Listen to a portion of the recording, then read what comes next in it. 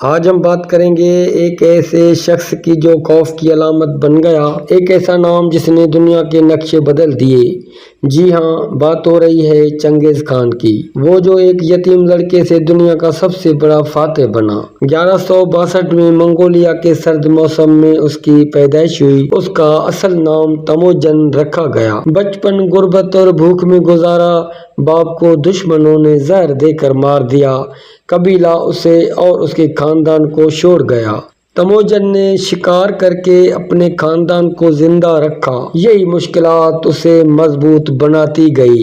جوانی میں ہی اس نے اپنے قبیلے کو واپس جوڑا اور دشمنوں کو شکست دے کر اپنی پہچان بنائی۔ تموجن کو لوگوں نے خان مانا، لیکن وہ ایک قبیلے تک محدود نہیں رہا۔ اس کا خواب تھا پورے منگول قبائل کو ایک کرنا۔ اس نے حکمت اور طاقت سے قبائل کو ساتھ ملایا، دھوکے باز سرداروں کو سخت سزا دی، جو ساتھ آئے انہیں عزت دی۔ 1206 میں اسے چنگیز خان کا لقب ملا، مطلب دنیا کا حکمران۔ اب وہ صرف منگول سردار نہیں، ایک فاتح تھا۔ چنگیز خان نے سب سے پہلے قریبی خانہ بدوش قبائل کو شکست دی۔ پھر اس کی نظر چائنا پر پڑی۔ چین اس وقت کئی حصوں میں بٹا ہوا تھا۔ شمال میں جن سلطنت حکمران تھی۔ چنگیز خان نے ایک منصوبہ بنایا۔ اس نے اپنی فوج کو سخت تربیت دی، گھوڑ سوار، تیر انداز تیار کیے۔ منگول فوج بجلی کی طرح حملہ کرتی تھی۔ وہ تیز رفتار گھوڑوں پر چلتے اور تیر برساتے، دشمنوں کو سنبھلنے کا موقع نہ ملتا۔ 1211 میں چین پر پہلا حملہ کیا گیا۔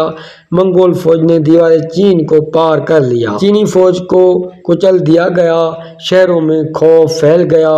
جو شہر مزاحمت کرتے انہیں جلا دیا گیا، اور جو ہتھیار ڈال دیتے انہیں معاف کر دیا جاتا۔ چنگیز خان نے چینی شہریوں کا محاصرہ کیا۔ وہ گھیر کر دشمن کو بھوکا پیاسا کرتا، پھر آخری حملہ کر کے شہر فتح کرتا۔ 1215 میں منگول فوج بیجنگ کے قریب پہنچ گئی۔ چینی حکمرانوں نے امن کی درخواست کی، لیکن دیر ہو چکی تھی۔ بیجنگ کو جلا دیا گیا، لاکھوں لوگ مارے گئے۔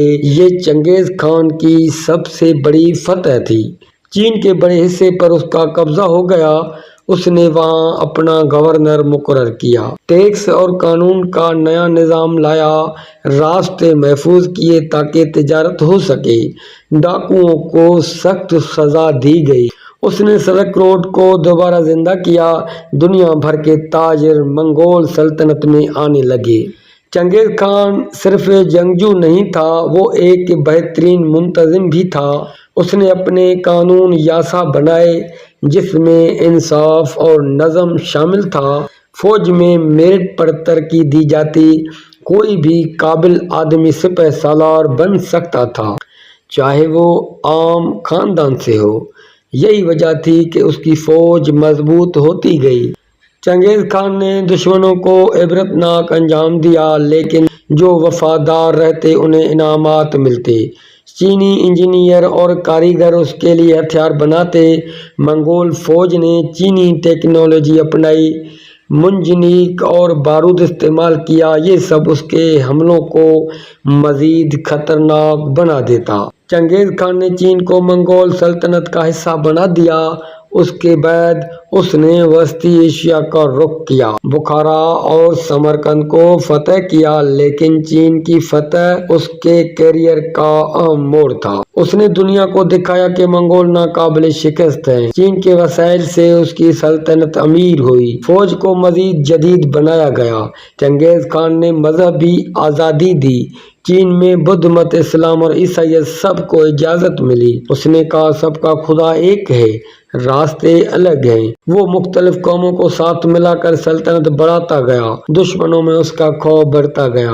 مائیں بچوں کو ڈراتی کہ سو جاؤ ورنہ چنگیز آ جائے گا۔ اس کی تیز رفتاری بجلی کی طرح تھی، ایک شہر سے دوسرے شہر چند دن میں پہنچ جاتا، چینی دیواریں بھی اس کے راستے نہ روک سکی۔ اس نے دنیا کو بتایا کہ طاقت اور عقل ساتھ ہوں تو کچھ ناممکن نہیں۔ چنگیز خان نے اپنے بیٹوں کو بھی جنگجو بنایا تاکہ اس کی سلطنت قائم رہے۔ اس نے چین کو منگول سلطنت کا دل بنا دیا، یہاں سے وہ باقی دنیا کو کنٹرول کرتا۔ یہ فتح اس کے خواب کا پہلا حصہ تھی۔ بعد میں اس نے یورپ کا رخ کیا، لیکن چین اس کی سب سے بڑی کامیابی رہی، کیونکہ یہ دنیا کا سب سے امیر ملک تھا۔ چنگیز خان نے دنیا کو ہلا کر رکھ دیا۔ ایک یتیم لڑکے نے دنیا کے تاج کو چھوا۔ تاریخ میں کم لوگ ایسے پیدا ہوتے ہیں۔ چنگیز خان آج بھی ایک معمہ ہے۔ کچھ لوگ اسے ہیرو کہتے ہیں اور کچھ لوگ اسے ظالم کہتے ہیں، لیکن وہ تاریخ کا سب سے بڑا فاتح تھا۔